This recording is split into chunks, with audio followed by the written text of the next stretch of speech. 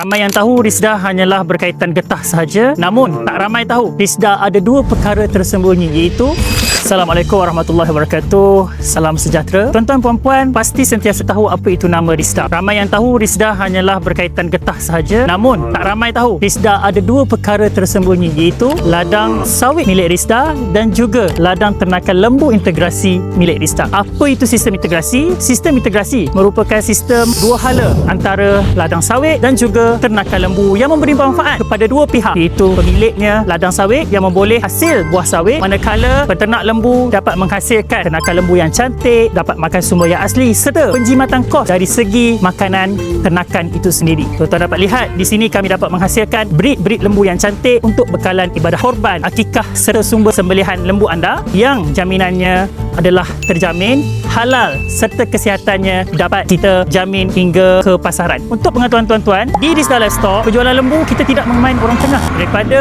ladang terus kepada anda, yang mana kami pegang konsep from farm to table. Kualiti daging kami lagi cantik dan harganya lagi berpatutan. Malah ada antara kami punya ladang ternakan diisytiharkan bebas penyakit oleh Jabatan Perkhidmatan Veterina. Justru itu, jika anda menginginkan lembu untuk ibadah korban, akikah serta sembelihan untuk pelbagai acara, hubungi kami sekarang di nombor yang tertera untuk melihat kualiti daging yang kami bekalkan serta lembu yang kami bekalkan. Ingat, Risda Livestock, lembu yang sentiasa segar dari ladang.